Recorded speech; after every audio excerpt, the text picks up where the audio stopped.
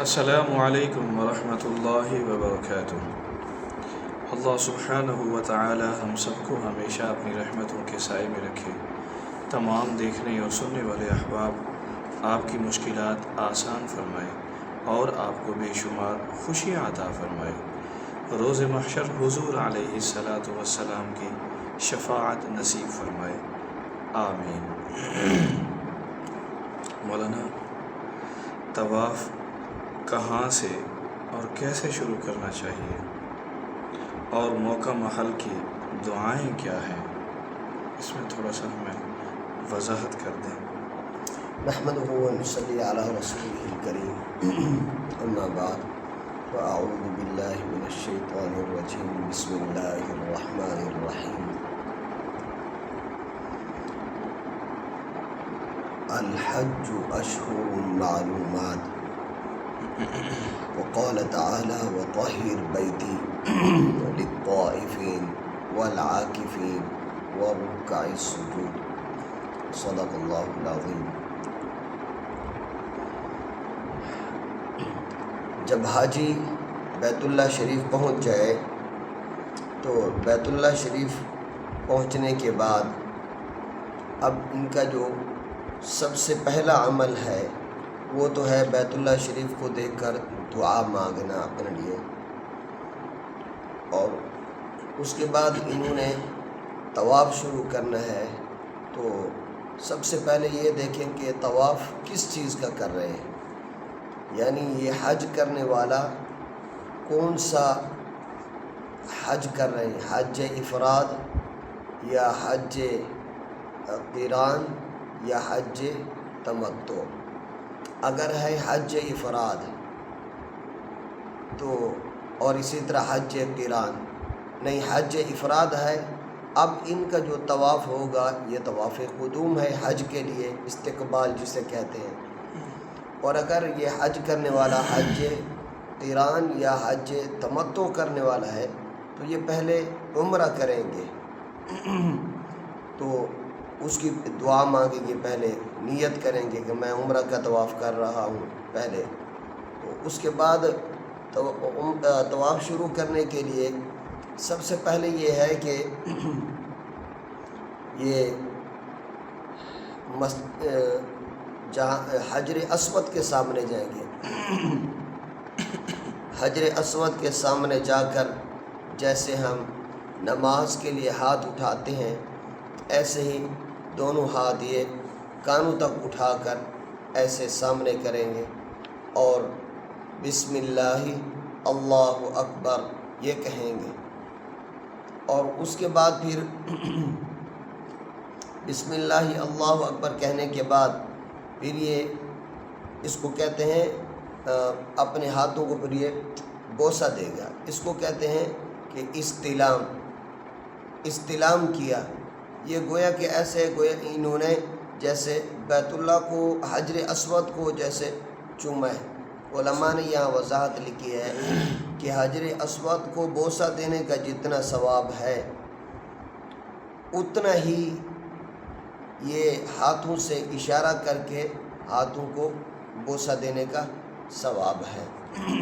تو اس لیے اگر رش زیادہ ہے، حجر اسود تک پہنچنا مشکل ہے، اور حج میں ایسا ہی ہوتا ہے، وہاں تک پہنچنا مشکل ہو جاتا ہے، تو اس لیے دور ہی سے بغیر کسی کو تکلیف دیے انسان استلام کرے۔ استلام کرنے کے بعد اپنا جب طواف شروع کرے تو پھر یہ دعا پڑھے، تیسرا کلمہ شروع کرے، یا بسم اللہ اللہ اکبر لا الہ الا اللہ وللہ الحمد۔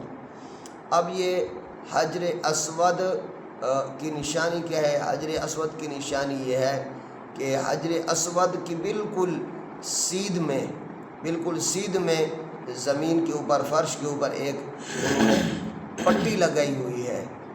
آدمی اس پٹی کو دیکھ لے، عام طور پر وہ سبز رنگ کی ہوتی ہے یا بلیک کلر کی، تو اس پٹی سے آدمی سامنے آ جائے اور بیت اللہ کے حجر اسود کی طرف اپنا چہرہ کرے، اپنا پورا رخ جیسے نماز میں آدمی کرتے ویسے کر لے اور یہاں استلام کرے، پھر طواف شروع کرے۔ طواف کے دوران جو دعائیں پڑھنی ہیں ایک تو یہ ہے کہ تیسرے کلمے کا ذکر کرے طواف کے دوران. اچھا. جی. پھر حجر اسود بیت اللہ کے چونکہ 4 کونے ہیں، 4 کونے، ایک جہاں سے یہ یعنی ایک کونا وہ ہے جہاں سے حجر اسود کے سامنے آ کر ہم بیت اللہ کا طواف شروع کرتے ہیں اپنی دائیں طرف. تو جب ہم حجر اسود کے سامنے سے اپنا جو ہے نا عمرہ شروع کریں گے، طواف شروع کریں گے، تو اس کے کچھ 4 کونے ہیں. اس کے بعد ان 4 کونوں میں سے یہ جو کونا آگے پہلا کونا آئے گا اس کو کہتے ہیں یہ رکن عراقی. اس کے بعد جب آگے چل کر اگلا کونا آئے گا اس کو کہتے ہیں رکن شامی. اس کے بعد پھر یہ جو تیسرا کونا آئے گا اس کو کہتے ہیں رکن یمانی. اور وہ چوتھا کونا وہی ہے جہاں سے ہم نے طواف شروع کیا تھا. تو جب یہ طواف کرنے والا رکن یمانی کے سامنے آئے تو رکن یمانی کے سامنے آ کر اگر یہ بیت اللہ کے قریب ہے تو پھر مستحب یہ ہے کہ یہ رکن یمانی کو ہاتھ لگائے. اچھا. جی. لیکن آج کل یہ ہے کہ یہ حاجی چونکہ احرام کی حالت میں ہوتا ہے اور اس بیت اللہ کو خوشبو لگی ہوتی ہے اور احرام کی حالت میں خوشبو لگانا جائز نہیں ہے. البتہ یہ ہے کہ جب یہ رکن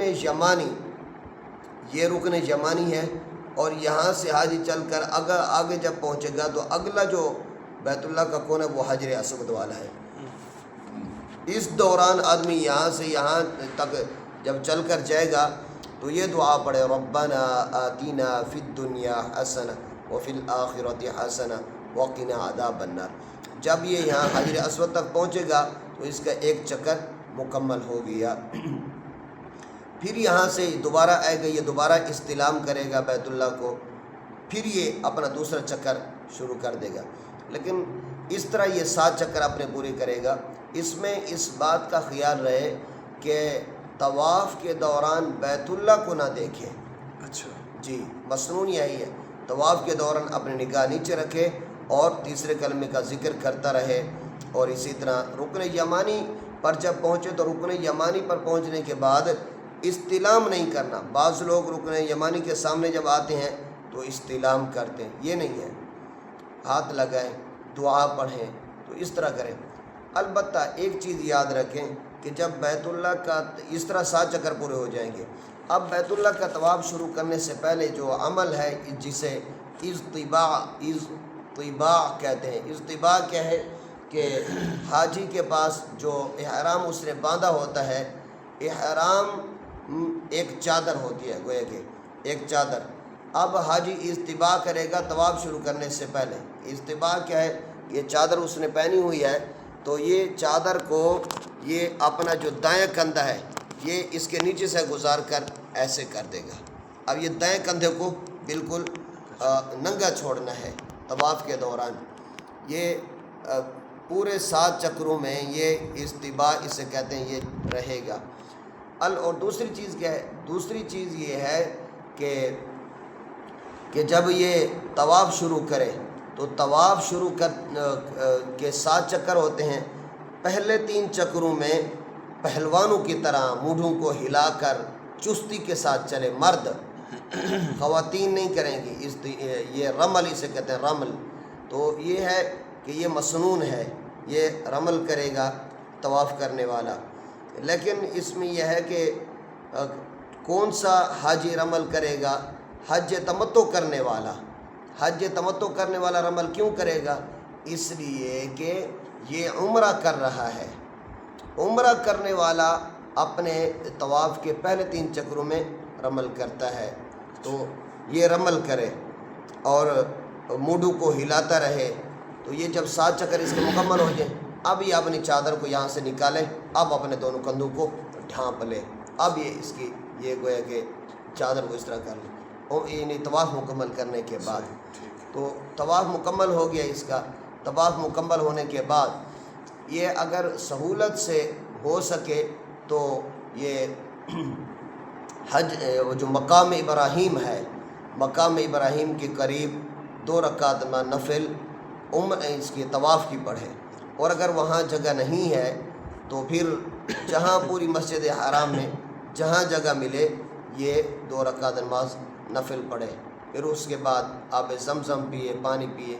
पानी पीने के बाद अब ये जाएगा सफ़ा मरवा की तरफ। वहाँ पहुँचे सफ़ा मरवा, वहाँ सई करे। ये सई का तरीका ये है कि वहाँ ये सफ़ा मरवा 2 पहाड़ियों का नाम है। आजकल तो पहाड़ियों के निशान तो बाकी हैं, लेकिन बेहतरीन माशाल्लाह एक यानी मेन रोड कारपेट जैसे होते हैं वैसे एक बना हुआ है। तो ये सफ़ा से अपनी साई की इब्तिदा करें। लेकिन साई करने के लिए आसान तरीका ये है या सही तरीका ये है कि ये सफ़ा पहाड़ी पर आए। सफ़ा पहाड़ी पर इतना ये बैतुल्लाह के सामने आ जाए। बैतुल्लाह के सामने आकर फिर उसी तरह जैसे हम इस्तिलाम करते हैं, हाथ उठाए और वहाँ दुआ मांगे। ये दुआ की कबूलियत का वक्त है। और बिस्मिल्लाह अल्लाहु अकबर कहे। फिर अब मरवा की तरफ चलना शुरू कर दें। अलबत्ता मरवा और सफ़ा मरवा के दरमियान एक जगह है जिसे मीलान अखज़रैन कहते हैं। वहाँ सब्ज़ बत्तियाँ लगी हुई हैं। तो मर्द हज़रात यहाँ ज़रा दौड़ कर चलेंगे और औरतें अपनी नॉर्मल हालत में। जब ये मरवा पर पहुँचेंगी तो एक चक्कर पूरा हो जाएगा। फिर वहीं मरवा पर पहाड़ी पर पहुँचकर दोबारा बैतुल्लाह की तरफ देखना और वहाँ तीसरा ये बिस्मिल्लाह अल्लाहु अकबर पढ़ना, फिर दोबारा सफ़ा की तरफ। तो इस तरह 7 चक्कर मुकम्मल हो जाएंगे तो ये साई भी मुकम्मल हो गए।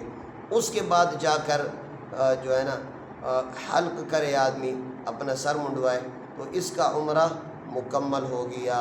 अब ये इहराम से बाहर आ सकता है। अल्लाह ताला हमें ये सारे आमाल सुन्नत के मुताबिक करने की तौफीक नसीब फरमा दें। व आखिर दावाना अल्हम्दुलिल्लाहि रब्बिल आलमीन। आमीन आमीन आमीन। माशाअल्लाह, अल्हम्दुलिल्लाह, अल्लाहु अकबर, अल्लाहुम्मा ज़िद फज़िद। मौलाना ने बड़ी हिम्मत की है माशाअल्लाह, बड़ी तफसील से आपको हज़रत जी ने समझाया है। आप भी दुआ किया करें, हम भी दुआ करते रहते हैं हर वीडियो के आखिर में। अल्लाह ताला इनको सुखी सेहत दे, अल्लाह ताला इनके इल्म में बरकत डाले, इनके अमल में, और अल्लाह ताला इनकी औलादों को नेक बनाए। सब साथी इनके लिए दुआ फरमाया करें। इंशाअल्लाह मिलते हैं अगली वीडियो में। जज़ाकुमुल्लाहु खैरन कसीरा।